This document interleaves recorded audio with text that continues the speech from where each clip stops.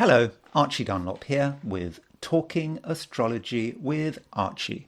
And in this video, I'm going to be looking at the week starting on Monday, September the 2nd, 2024. Now let me just go over how this video is going to be structured. First of all, I'm going to be looking at the main events going on this week, the events which I regard as being important. And of course, when I'm talking about events, I'm talking about astrological events. For example, we've got a new moon at the beginning of a week. We've also got Mars square Neptune.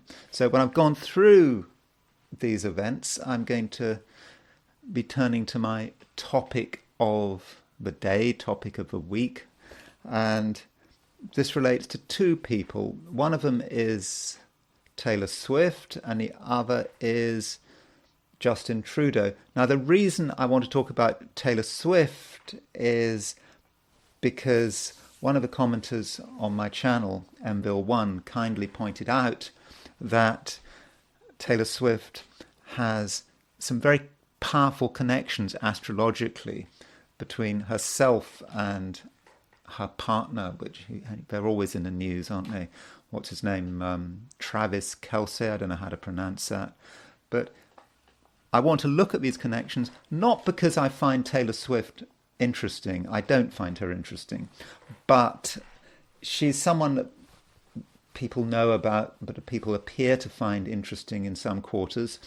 And I want to consider what it means to have a strong astrological connection. And here, there's a real textbook connection here between Taylor Swift and Travis Kelce. And I just want to consider what that means and perhaps what it says for the practice of synastry in general. Synastry, by the way, is, if you don't know, is the art, if you like, of looking at the connections between two horoscopes.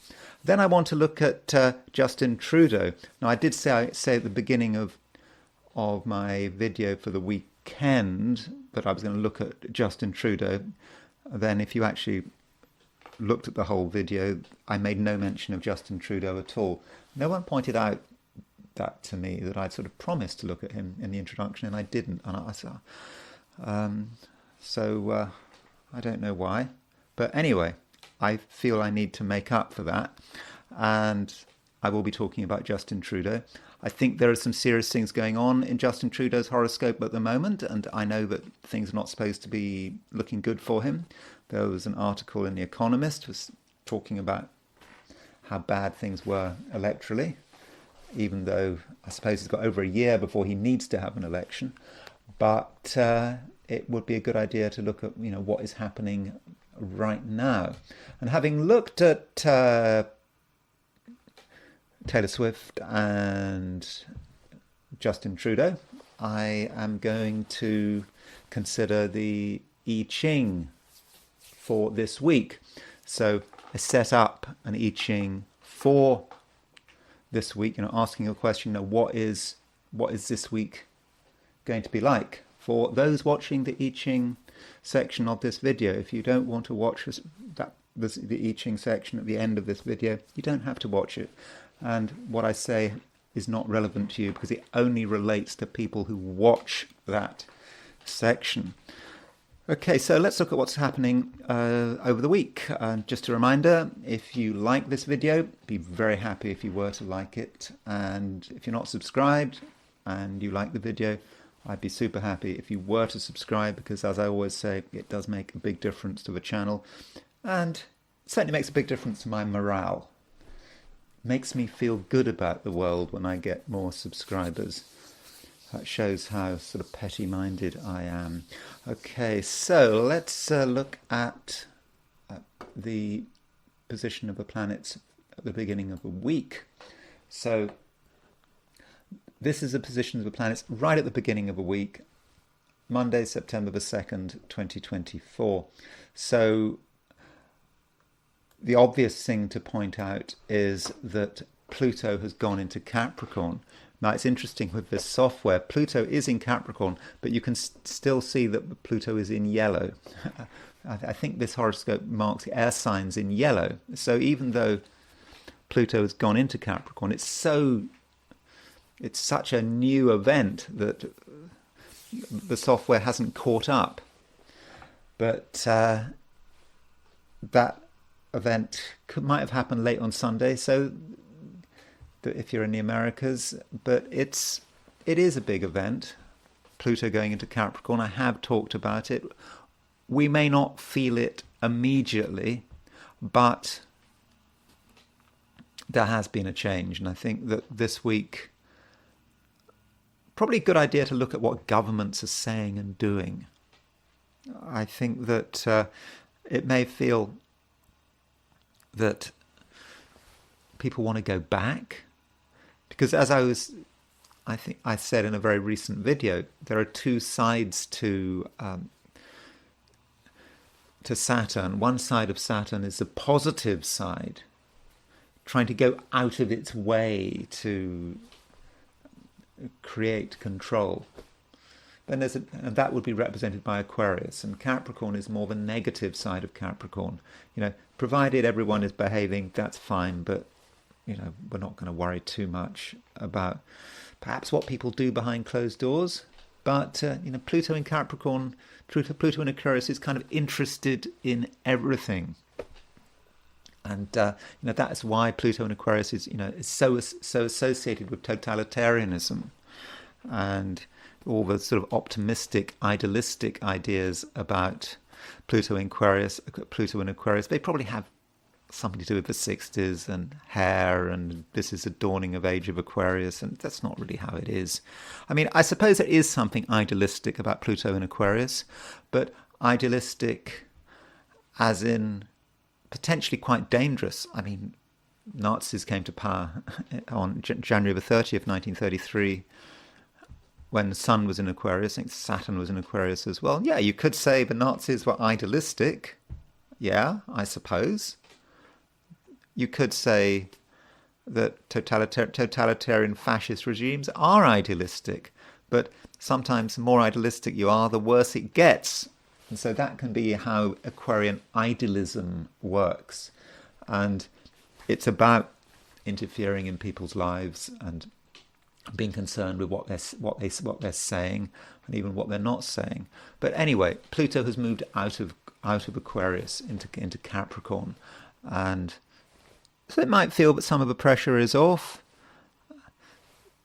Some people might hold back, but Pluto does return to Aquarius November the 19th. So this is just a temporary thing. So try to look around you, see how much things are changing with Pluto moving from Aquarius to Capricorn. I suspect the changes will be very subtle, and we shouldn't forget that Aquarius and Capricorn are both Saturn-ruled signs. So it doesn't matter whether Pluto's in Capricorn or Aquarius. Pluto's still in a very Saturnine position, being ruled by Saturn at the moment in these signs. As far as more immediate events are concerned, we do have a new moon at the beginning of a week, Monday, Tuesday, and in a way that's quite nice. It's a new lunar cycle. We can perhaps start again. We can now perhaps be more optimistic that's the old cycle is dead, new cycle has started. Maybe we can start to sort of engage in new activities, new projects, because it's now a growth stage of the cycle. The moon is getting bigger. Of course, at the time of a new moon, you can't see the moon at all. But when you have that new moon, sort of Monday, Tuesday, depending on your time zone, it is a time for silent beginnings, quiet beginnings. There's no need to shout about these beginnings. There'll be an opportunity very soon to be more open about what you're trying to achieve. But it's a time for germination, for allowing seeds to develop in the cold earth. away from prying and destroying eyes, because sometimes when you look at something, you destroy it, particularly a seed. I mean, if you drag a seed up every day to see if it's sprouting, then the seed will, of course, never sprout. It will be a disaster, won't it? And soon after the new moon on Tuesday, there is a square between Mars and Neptune. And I think that Mars-Neptune square is important, particularly because it happens so quickly after the new moon. And I think I'm going to talk about it in detail in a different video, but Mars-Neptune square is about deception. It's about sleaze. It's a time when some of us might be attracted to things that are sleazy and underhand. And with Mars-Neptune square, there is a connection with chemicals, drugs, poisons, and I suppose one has to be careful if one's messing around with chemicals. I don't know, if you have a chemistry laboratory at home, be careful. And obviously you should never take drugs, but particularly don't take drugs with Mars square Neptune. That would be a bad idea. And of course, alcohol. So these are things that can go wrong, and maybe there'll be some event over the week relating to chemicals or drugs that catches everyone's attention. I mean, I sort of mentioned a few days ago that, in the Ukraine-Russia war, there are allegations of people using chemical weapons. I mean, I know that Russia has accused Ukraine of using them, and I assume probably the Ukraine has accused Russia of using them. So one has to watch out for that. And I don't know what's happening in Gaza, but chemicals, gas, subterfuge, people doing things behind people's backs. So it could be a bit dangerous, that Mars square Neptune. Actually, the Mars square Neptune has an impact on Justin Trudeau, but I'll be talking about that very soon. Then Wednesday, Mars moves into Cancer. That is a big one. That's a huge event. You can see why I didn't want to talk in detail about these events in this video, because kind of each event needs a separate video. And of course, I will be talking about Mars in Cancer in a few days' time. Massive event, Mars in Cancer, because Cancer is the solstice point, and it's square 0 degrees Aries. And the moment Mars moves into Cancer, it makes a quincunx to Pluto. And I think that quincunx Pluto is a big deal. I think it is about power struggles, people wanting to be in control. How am I going to be in control? I need to be in control. I can't be in control. What am I going to do? And so there could be struggles at a collective level, and there could be struggles at a personal level as people try to really assert themselves. Of course, you can't have a situation where everyone is trying to assert themselves. Some people are on the other end of that assertion. They're on the receiving end.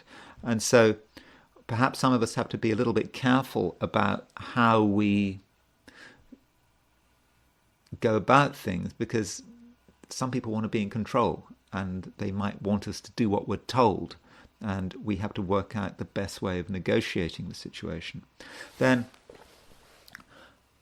at the end of a week, we've got over the weekend, so Saturday the 7th, Sunday the 8th. You've got Mercury square Uranus, and you've got Sun opposition Saturn. That Sun opposition Saturn, again, quite an important aspect, because the Sun is reasonably close to making the square of Jupiter, but the Sun opposition Saturn can be about having to face reality and having to deal perhaps with the consequences of one's actions. And because Sun opposition Saturn comes at the same time as Mercury square Uranus over next weekend. So words could be said, words could be flying around all over the place, and yeah, it could all get a little bit complicated. And so overall, it's a week which I think is quite difficult. I think there is a lot going on, and I know it's a new moon, and that is nice. But with a new moon comes new complications, and I think we have to be very careful of that Mars square Neptune, particularly as it's quite close to the Aries point, and because Mars is at moving into Cancer, and I think that Mars square Neptune aspect happens at around 29. Mars will be at 29 Gemini, and Neptune will be at 29 Pisces. So that's the week. As I said, I don't want to say anything more about specific events except about Mars square Neptune and how it might impact Justin Trudeau. But let's change the subject and talk about Taylor Swift. So here is Taylor Swift's horoscope. Now, there is this question about what time Taylor Swift was born, and I have seen some times given for her, but if you look at astro.com and you look at the source notes, you actually find that we don't know. I mean, I know, just because you've got a time, just because a time is produced doesn't mean you use the time. You have to actually look at, what is the basis for saying that a particular time is used. Because, if you just use a time, you fall into the Hillary Clinton trap. And the Hillary Clinton trap was a situation where people were very sure what time she was born. I mean, in fact, you had times all over the place, but a lot of people were very sure that she was born on particular times. People even rectified her chart. In other words, they used astrology to reverse engineer the thing to see when she was born, and they came up with things, and then finally her real time came out, and it seems that most people were completely wrong. And so I don't want to get into a situation where I spend a long time looking at a chart and looking at precise transits to the ascendant and ascendant, midheaven, midpoint, and then find at a later stage that I've got it completely wrong. I mean, that is really embarrassing. At least I find that embarrassing. So I'm going to stick with a noon chart. Now, the reason Taylor Swift came to mind is because she has Mars at 26, 27 Scorpio. And there has been, we've got Uranus going stationary direct at 27:15 Taurus. So Uranus has gone stationary direct opposition her Mars. Also on August the 19th, we had a full moon square Uranus, again right on her Mars. So her Mars is being completely hit in quite a sort of a massive way. And one wonders, what exactly does this mean? In fact, if you look at her chart, it's even more complicated than it seems on the surface. If you look at her Mars, there's her Mars at 26:53 Scorpio. I mean, I'm taking a noon time for her. I mean, it's not going to be exactly at 26:53 Scorpio. And it is semi-square Neptune.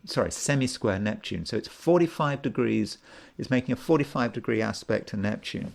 And so Mars, 45 degree aspect to Neptune, I think perhaps you can see some aspects of that in terms of her success. I mean, I've said that Mars square Neptune, indeed Mars-Neptune contacts in general can be about sleaze, but they can also be about the glamour and bright lights. And clearly she's had a life, or lives a life of glamour and bright lights. And it would seem that perhaps at some level she's able to really use that Mars semi-square Neptune. This is what Mars, what she puts her energy in, very strong Mars in Scorpio, and she gets what she wants, and she's able to bring Neptune down to earth. Neptune in Capricorn. She's part of that Neptune in Capricorn generation. It's interesting, Neptune in Capricorn, because in one sense Neptune doesn't really work in Capricorn, because Neptune is a planet of transcendence. And how can you transcend in Capricorn? It's like how Jupiter is fallen in Capricorn, and the moon is in its detriment in Capricorn. And Neptune doesn't rule anything, in my opinion. I know that Neptune has an association with that Neptune has an association with Pisces. I remember very early on in my astrological studies, reading a book which suggested, I think, that Neptune was exalted in Cancer. I would not agree with that. I don't think Neptune's exalted in anything, but maybe Neptune also has an association with Cancer. And certainly Neptune in Capricorn doesn't really work well. And I think that the issue with Neptune in Capricorn is it's about transcending, but there's the material side of things. How much money can I make by transcending? How much money can I make by appealing to a wider audience? So it's not very nice for Neptune, but it may be very nice for Taylor Swift's bank account having Neptune in Capricorn. And so you put Mars semi-square Neptune in terms of her chart, you can see how that could actually work very well for her. But that doesn't mean to say that it's all sweetness and light. Not at all. Mars semi-square Neptune is a difficult aspect, and we should not forget that Mars is a male planet, and it's possibly what she's looking for in a man. Okay, she's got two male planets, Sun in Sagittarius, Mars in Scorpio. But Mars in Scorpio, I suppose you could think a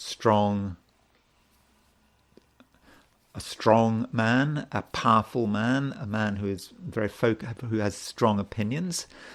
I suppose strong Mars can be a soldier. Mars can also, I suppose, be a sportsman. So Mars in Scorpio having a relationship with a sportsman, marrying a sportsman, that I suppose would make sense, wouldn't it? And then we have the man she's been associated with.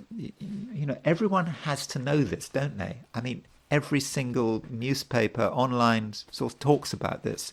So even if you had no interest in Taylor Swift, even if you were trying to ignore the subject of Taylor Swift, you would just know that she has an association with this football player called Travis Kelce. You can't avoid it.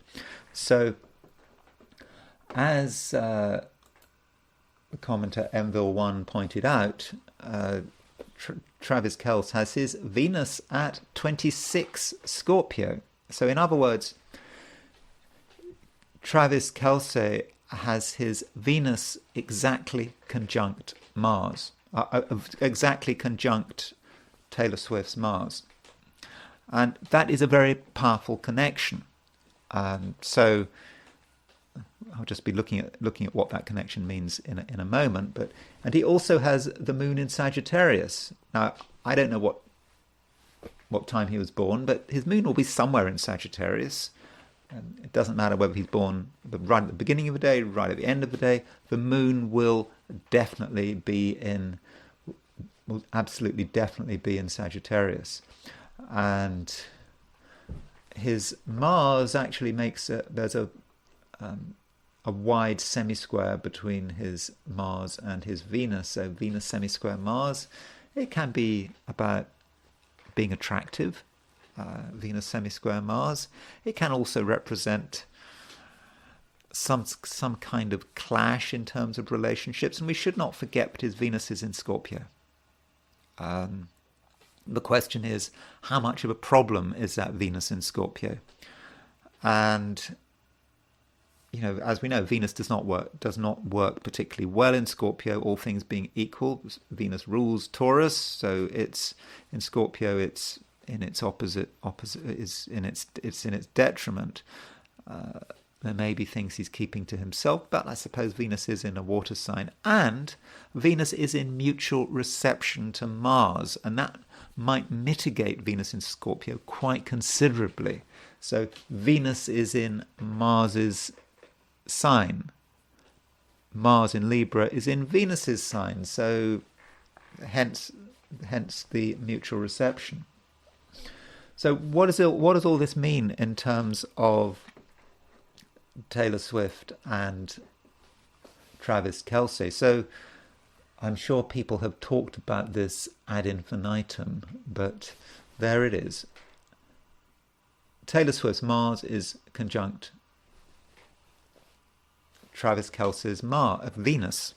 Now, in terms of synastry, so synastry represents the art of comparing two charts, and Venus-Mars aspects are considered to be points of attraction, and people get very excited about it. I think part of the problem of synastry is that if you're engaged with synastry and you know about synastry, and you're looking for new relationships and so forth, there is a big danger that it feeds into one's fantasies. So, for example, you're single, you're looking for love, and you find someone you like the look of, and you see their chart, and you see some piece of wonderful synastry between you and them. There is an incredible temptation to go off on a fantasy, to think this is great, to think that this is a sure sign that you and someone else are destined for each other. And so it can feed fantasies like crazy. And in many cases, it just doesn't work out. That I suppose, is a big problem about love and astrology. And, I know it's what people are interested in, what many people are interested in. But I do have my doubts, actually. I'm not saying I have my doubts about whether synastry works. I just think that I'm suggesting that in many cases it's not useful, not even healthy, to obsess about the synastry and the connection between two horoscopes. But anyway, the reality is that there is this connection. I think it highly unlikely that Taylor Swift pursued Travis Kelce or vice versa because they knew about this synastry in each other's charts. I suspect there was some natural connection, and it is compulsive. There is, I would have said at some level, there has to be some powerful sexual attraction between the two. And you might think, well, that is great. But there is always a problem about this kind of attraction, because it can be a little bit compulsive, and you might get two people who are incompatible, who are brought together through this single connection between their Venus and Mars, where Venus and Mars trumps everything. Now, are they compatible or not? Well, they're born very close to each other. I mean, he's born October the 5th, 1989. She's born December the 13th. They're only born 2 months apart. So they share a lot of things. Certainly all the outer planets are in the same signs. Jupiter, they've both got Jupiter in Cancer. They've both got Saturn in Capricorn. Uranus, Neptune and Pluto are all in the same places, and nodes are in the same place. So in a way, they are of the same generation, and so it's kind of probably okay. There's no generational clash between the two. But what does it mean to have this Venus-Mars lineup? Also, look at the moon. Kelce's moon is Travis Kelce's moon is certainly in the same sign as her sun. Now, what's interesting here is this, and here's my issue with it, is that Taylor Swift's male planets are Sun in Sagittarius, Mars in Scorpio. So she is going to be projecting those. That's what she's looking for in her male partner. And with Travis Kelce, he has got Venus in Scorpio.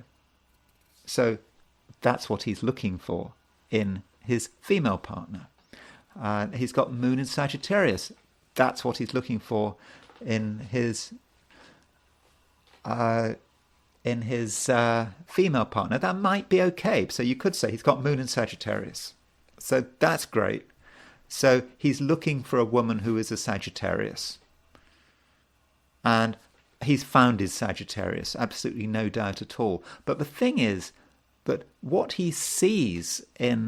that moon sees in Taylor Swift is Sun in Sagittarius. He sees a planet that is trying to project. So what he sees is Taylor Swift's Sun in Sagittarius, which she's trying to project on him, but he's trying to project that back onto her. And so I'm concerned that it might be a fate link. It may be a link about they're mutually trying to project something else, but it's not there. And likewise with the Venus-Mars. So Taylor Swift is looking for 26 Scorpio. She's looking for a man who represents that 33 Scorpio Mars. Okay, he is a football player, and he fits that. So in a general sense, I suppose he's a real man, isn't he? He's a real all-American man. He's a football player, sportsman. So he kind of fits that Mars. But the actual connection, what she actually has with him, is with his Venus. And so she's attracted to the thing that he's trying to project back onto her. So this connection, the connections between their Venus and Mars may sort of move back and forward, and the connection might not actually be there, even though it actually feels itself to be there.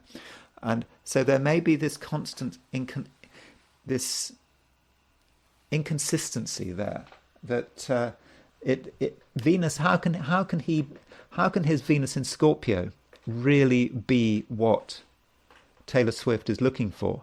Because his Venus in Scorpio is going to get projected back onto her. So I'm thinking that this compulsive attraction between the two may not actually be real,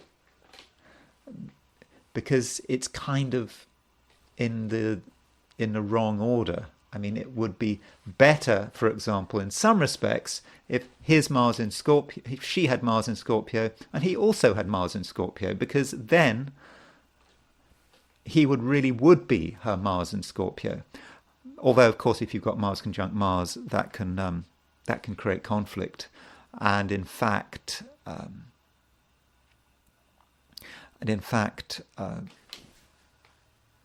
it might not lead to a long-lasting relationship. Although it might be a point of compulsion.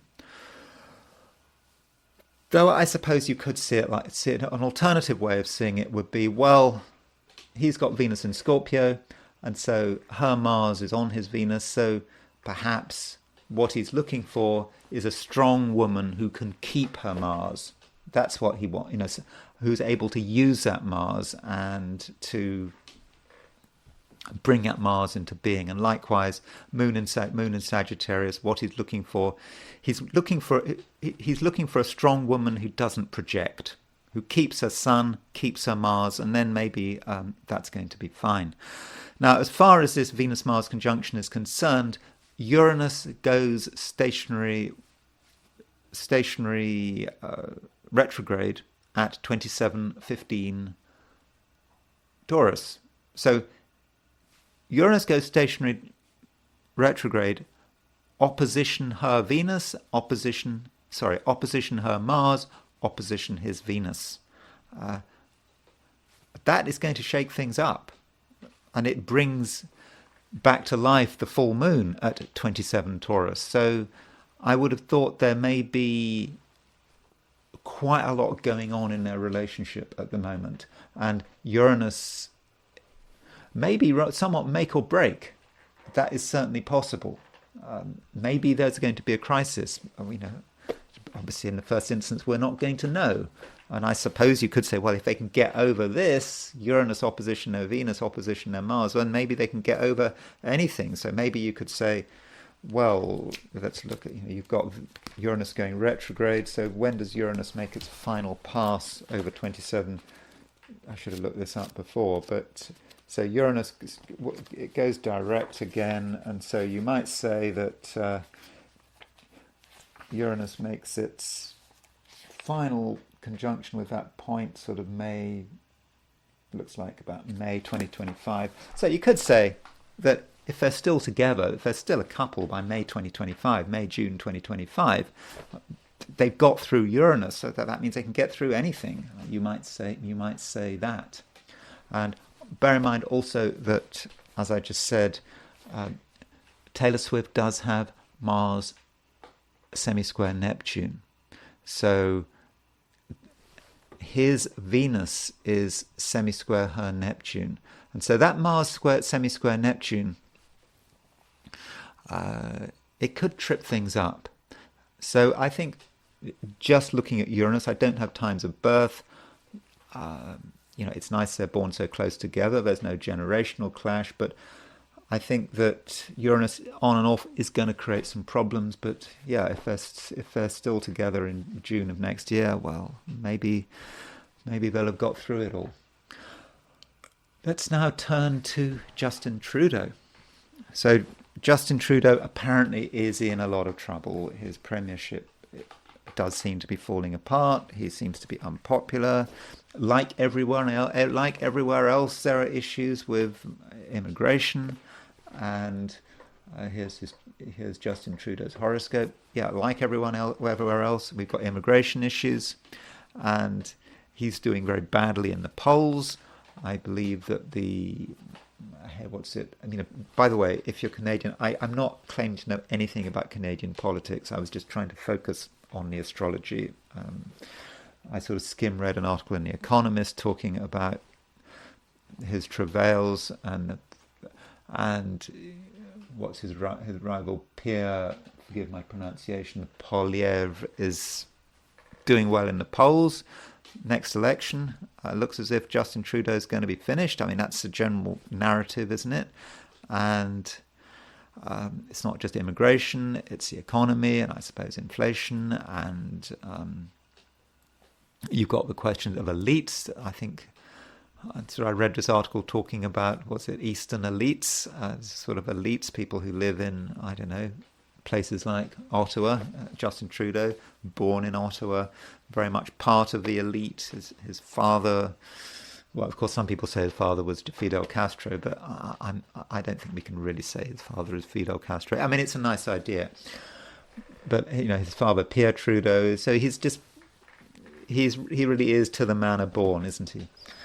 And this is his chart. And he's got to, I believe, face an election by October 2025. So what is going on in Justin Trudeau's chart? By the way, I sometimes I don't know, I suppose the first Trudeau I ever heard of was Pierre Trudeau, and that kind of has locked in my brain. So if I sometimes call him Pierre Trudeau rather than Justin Trudeau, forgive the slip of the tongue. So Justin Trudeau, he has his midheaven at 2717 Taurus, because we have a timed birth here. So that means we've got Uranus goes stationary direct on his midheaven. So remember the analogy with retrograde planets. Stephen Arroyo, I think it's Stephen Arroyo's analogy. When you've got a planet going stationary retrograde, it's like the finger moving through a flame. It doesn't hurt if the finger keeps moving. When it's retrograde, when it goes stationary retrograde, the finger is stuck in the flame. And so that's kind of what it feels like for him. Uranus stuck on his midheaven. So this is constant drama for him. I don't know. Apparently he just went on a retreat. Is a retreat to Halifax? I don't know. They have a retreat to talk about how they're going to, him and his friends they work out how to keep control of things. I would have said that his retreat in Halifax would be quite problematic. Always beware of politicians going on retreats. They do it at all levels. They do it here in this city. It's a bad idea. It's just secrecy. Things are happening behind closed doors, trying to keep control. But he has to be under a lot of pressure. And remember, the full moon on August the 19th was at 2711? Was it 2711 Taurus or something? Sorry, was 2711 Leo Aquarius, but it was, you had Uranus again on his midheaven. So the whole way he is presenting himself, trying to move forward with his program, it's not working well at all. Now, this week could present further problems, and this does relate to his Mars. So Justin Trudeau has a Mars-Pluto opposition. And there's his Mars at 2935 Pisces and Pluto at 22 Libra. So things are getting his Mars. So to be precise, we need to look at the Mars-Neptune square. So here's the Mars-Neptune square that is taking place this week. It happens on September the 3rd, 2024 at 5:10 a.m. And there is Neptune at 29 Pisces, and there is Mars at 29 Gemini. So this Mars-Neptune square is completely hitting his Mars. And so he's already had Neptune conjunct his Mars on and off for some time. And I think with Neptune aspecting his Mars has been perhaps a time of, I suppose, dissolution. And his power has been sapped. His ability to project himself has been sapped. I suppose he had issues with it. He had relationship issues, didn't he? Did his wife leave him, or did they divorce or something? I don't know what happened, but he's had marital issues relatively recently, which can't have helped. And now we've got Mars hitting his Neptune. So let's go back to his chart. So there's his Mars. So Mars this week, specifically on what would be Tuesday, Wednesday, he's going to have Mars square Mars, and that's going to really bring things together. The fact that he's already got Neptune conjunct his Mars, so a sign of a man who is weakening. Of course, if you've got Mars square Neptune, you may want to do something to show the world how strong you are. Perhaps. I suppose that's kind of what people do when they're under pressure. But I do think overall Trudeau is in a lot of trouble here, I would have thought, with his with that Mars square Neptune and Uranus on his midheaven. Of course, he will keep a brave face on it. Now, a reminder that this Mars does not get left alone. So even if even if nothing happens this week, Saturn is moving through late Pisces, and next year there's going to be a Saturn-Neptune conjunction at around 0 degrees Aries. So he's going to have Saturn conjunct his Mars, and he is going to have Neptune conjunct his Mars, and that's happening this year. So let's just look forward to the. Well, we don't really know when the next election is going to be. Correct me if I'm wrong, but I believe the latest date at which there can be a federal election in Canada is October the 20th, 2025. So this is in over a year's time. But you can see the situation there. You've got, by then, Neptune will be in Aries. Saturn will have already, at some stage in the year 2025, have hit his Mars. And so next year, Justin Trudeau has serious Saturn-Neptune issues. And so that, I suppose, well, depends on your political views, may be something to get excited about. Now, as far as, I just want to briefly talk about Saturn, and I should have prepared this earlier. But, so Saturn in 2025 will Trudeau's Mars, so that's in May 2025. Saturn will will hit his Mars. So maybe, I don't know, maybe he's going to have an election in May. I don't know, but I don't think this looks good for Trudeau at all. But isn't astrology just telling us what we already know? I suppose you didn't need astrology to tell us that things don't look too good for him. And in terms of solar arc directions, here are his solar arc directions. Yeah, there is an interesting solar arc direction as well. So this is inner wheel. We've got Justin Trudeau's chart. Outer wheel is solar arc directions. In other words, you move every planet 1 degree per year. So he's 50, coming up to his 53rd birthday in December. So you move the planets around 53 degrees. Now his progressed sun, right now, on the end of August, his progressed sun was at 2712 Aquarius. So in other words, his progressed sun is square his midheaven. Exactly square his midheaven. So this Uranus stationary retrograde is not just on his midheaven, but it's also exactly square his progressed sun. So I think that really does sort of intensify, the power and the strength of the whole thing. And also, one thing he has in his chart, he has a Sun-Pluto square. So Sun-Pluto square is someone who is very obsessed with power. I've got Sun square Pluto, but it doesn't always work. Look at me, I don't really have any power, but that hasn't worked, has it? When I was younger, I was always obsessed about going into politics, but no, it didn't work, did it?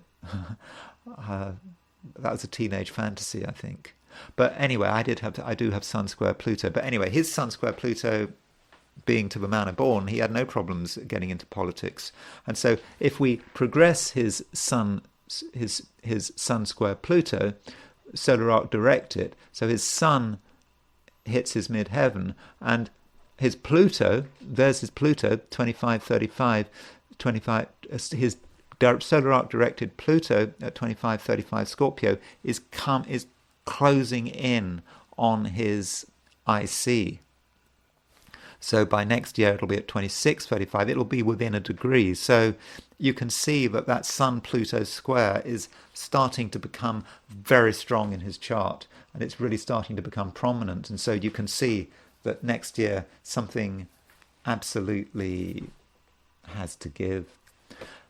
Okay, that's Justin Trudeau, and I now want to look at today from the perspective of the I Ching. Just a reminder before I do this I Ching reading, if you don't want me to do your I Ching, you can stop watching the video now, because this I Ching reading, it only applies to those watching the I Ching reading. It doesn't apply to anyone not watching it.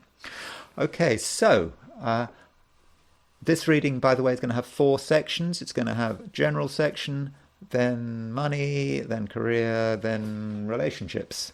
So I asked the question, what is a week starting on Monday, September the 2nd, going to be like for those watching the I Ching section of the video? And the first hexagram I got was hexagram 5, waiting. Kind of sounds nice, doesn't it? It's as if we're waiting for something. We know that everything's okay, at least we feel that everything's okay, and we're just waiting for something to happen. And that may be the experience at the beginning of the week. We feel that things can't carry on as they had done before, but so we're just waiting for a change. Perhaps we're quite neutral about what this change actually is about. Now, the trouble with this hexagram is that it looks fairly innocuous, waiting. But when you look at the moving lines, the problems start. And we do have 3 moving lines. The bottom line moves. Waiting in the meadow, or perhaps waiting in the fields, is what the bottom line means. We're waiting at the beginning of something. We haven't committed ourselves, and it may be that at the beginning we're kind of wondering what's going to happen, but we're not very committed, and I suppose we always have the option of turning away. That's certainly possible. And then things move on.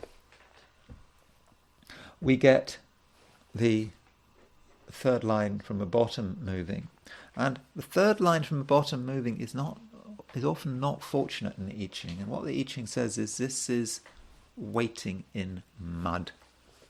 So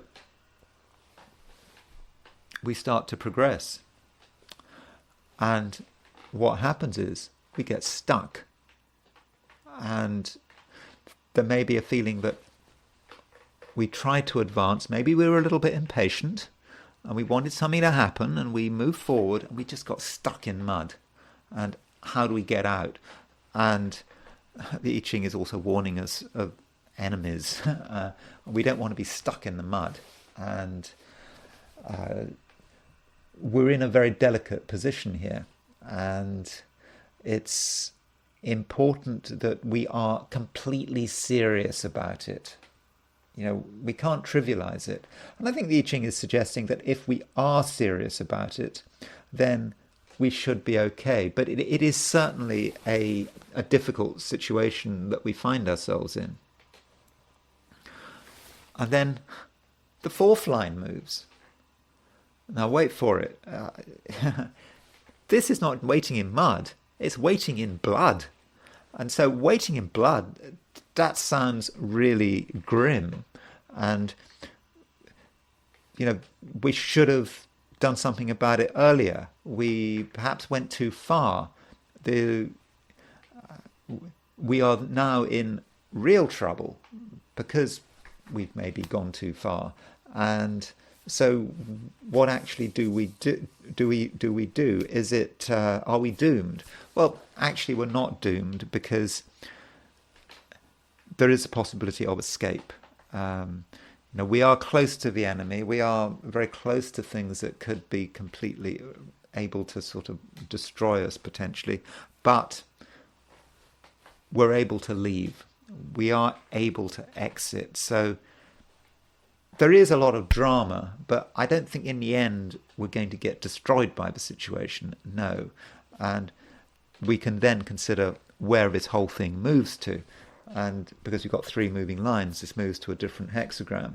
And this moves to hexagram 47, which is oppression. Again, that sounds bad, but what it actually means is that we'll have to take it upon ourselves to deal with the matter. And we're going to have to take on a lot of responsibility here. And it will be down to us to make sure that everything is made right. And the implication here is very much that that is something that we're going to be able to do. Turning to money, and I think it's not surprising that this week we do have to be careful about money. Money may not offer everything we would like it to offer, and if money is important, and if you're waiting for something, you're waiting for news about money, or you're expecting money to come your way, the implication here is that it may not be easy. So if you've actually got plans here to bring in extra money or get money that's owed to you, then you do have to be careful, and waiting may actually be the wrong approach, because you're waiting for what? You end up waiting and feeling incredibly frustrated and incredibly annoyed, and you have all sorts of suspicions about what's going on out there, and the question is, do you take the initiative? Do you actually start to demand money? But that has its own problems, because as soon as you start demanding money, you're taking an initiative, and with waiting, the implication is here that if you take an initiative in terms of money, it may backfire. I don't know, it may rouse people's suspicions, for example, or you might just feel that you ask for money, you don't really get any response, you're waiting for a response, it's kind of come to mind, everyone's mind, that you're looking for the money, and perhaps you've drawn too much attention to yourself. So perhaps you have to make a decision here. Are you going to just literally wait patiently for the money and do nothing about it and just wait? Or are you going to take a dramatic and early initiative in order to get that money, but you do it very quickly before things get too difficult? You don't want to be in a situation where you're waiting in the mud, where you've taken the initiative and you're kind of stuck in no man's land, and that is an unfortunate situation to be in. So perhaps you have to be quite decisive in terms of financial matters, if you feel that money might be owed to you, or feel there's some way of getting extra money. It's certainly not easy, and this hexagram does move to oppression, and I said not quite as bad as it sounds.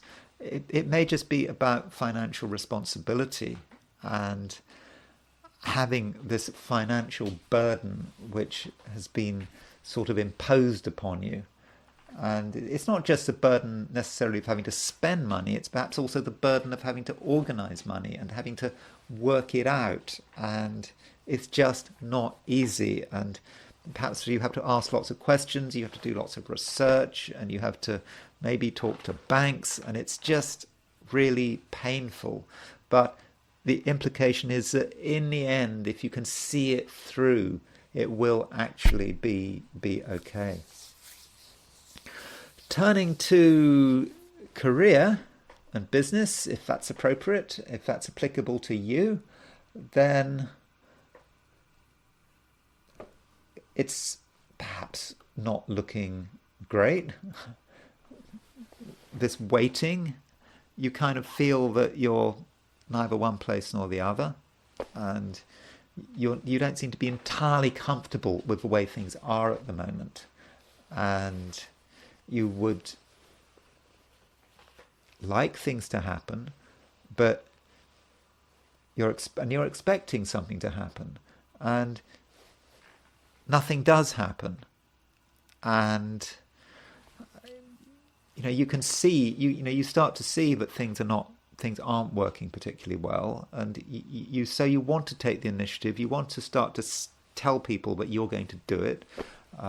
If you're at work, you might say you might decide you want to take something on, or you might want to bring up an issue, or I don't know, if you have your own business, you might want to start some new project, and you expect some feedback, but the feedback doesn't come, and you might sort of have doubts about whether or not what you're doing is the right thing to do. And certainly in terms of business, you're very aware of your rivals. You're not the only person perhaps putting advertising for this service or whatever, and there certainly are rivals, and that's another bother. And you could end up sort of getting yourself into sort of quite a difficult situation. Remember that fourth hexagram, waiting in blood. I don't know whether, regardless of your working situation or your business situation, it just may feel that you reach a point during a week where the whole thing just becomes really difficult, and you perhaps wonder whether it's really worth the effort. And I suppose it might be a good idea to actually write this week off. I suppose it is a slow week, isn't it? I mean, certainly in the, it starts off with, Labor Day on Monday if you're in the US, but, everywhere that first week of September in the world can often be a bit slow, certainly I think in the Northern Hemisphere. So maybe you want to just give career, business a miss. That might just be the best approach, because it's just going to be quite difficult to get anything done, and you may be waiting for something that actually never happens, or you may just get your initiatives wrong. You either might be too early or too late or too impulsive or not impulsive enough. You have to get the balance absolutely right. I'm not saying it's not possible, but it's going to be hard work. Yet, if you're able to put in the hard work, and perhaps if you're dealing with a difficult situation anyway, and it's a difficult situation, then in the end there might be a positive outcome, because the final hexagram, what waiting moves to, is hexagram 47, which is oppression. And in the circumstances, this hexagram may not be so bad, because Greg Winkup, in his translation of the I Ching, he doesn't call it oppression. He calls it burdened. So yes, there is a burden, for sure. But just because we're burdened does not mean there's a bad outcome. So if we take responsibility for everything at work, in our own business, whatever, if we're prepared to do that, then it does seem that eventually we will start to make progress. It's really hard work, but I think there is in the end going to be real progress. And finally, there is relationships. And, with relationships, is it really worth it? We shouldn't forget that the big aspect, certainly at the beginning of a week, is Mars square Neptune. And Mars square Neptune could affect relationships, quite possibly. Mars is a relationship planet. Okay, it's more connected with men, the male principle. It's not so much not the female principle, but it provides the backdrop. Mars square Neptune. It's a confusing influence, and with waiting. In terms of our relationships, whatever these relationships are, not just talking about romance, there's a feeling that you're waiting for someone to do something, and you're hoping they're going to do it, but you may be disappointed. In fact, it's quite likely that you are disappointed. Having that expectation that another person is going to perhaps take the initiative, do what you want, honour a promise. I mean, it's very nice having these expectations, but I think it's quite possible that you never see any results. Waiting in mud. That's not really how you want to be. Waiting in mud. You yourself feel you have to try to take some initiative. You have to try to make some kind of advance, get someone's attention. You sort of half succeed, but then you get stuck, and it's kind of embarrassing.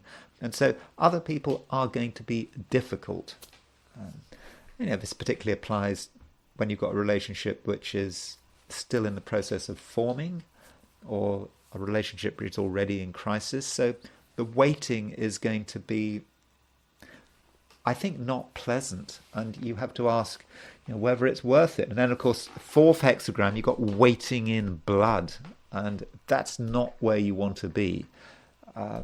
And so when it gets that bad, if it gets to that bad, there's only one course of action, and that is to retreat and escape the situation. And I think that is something that you can do. So what I'm really suggesting here is, in terms of relationships, don't have any expectations. You could be waiting forever. And okay, you could be waiting for certainly all week, and just even then, just not feeling that there's a satisfactory result. And then we've got 3 moving lines. We move to hexagram 47, which is oppression and feeling oppressed and feeling that one is having to do a lot of work. Perhaps you were expecting someone else to help you, to be of assistance, and they're just not there. And that may really annoy you. And you might have to end up doing all the work, doing everything yourself. And I suppose that particularly applies maybe not to romantic relationships, but maybe to other kinds of relationships. You expected someone to give you support, they don't give you support, and so it's just down to you to carry the whole thing. Though I suppose if you're trying to keep a relationship together, then maybe that's part of the burden, what you're trying to do. Maybe there are things you can do to keep a relationship together until the end of a week. And of course, end of a week, I'm only talking about this hexagram, this I Ching reading is only about this week. Remember, I just do a hexagram reading every week. So let's not over-dramatize it. It could be a difficult week for relationships, but next week, the week after, is going to be something completely different. Okay, I'm really sorry to have given such a negative I Ching reading, but you can't expect a positive reading every week, and I think we do have some hints about the best way of going about it. And if you're whether this reading is about relationships, career, general, whatever, money, if you're prepared to take responsibility in the end, that's going to be the right approach, and that will see you through. Okay, thank you very much for watching. If you enjoyed this video, I would be very grateful if you were to like it. If you are not subscribed, super grateful if you were to subscribe. And if you want to buy me a coffee, there is a link in the description. So thank you very much for listening, and I will talk to you again very soon.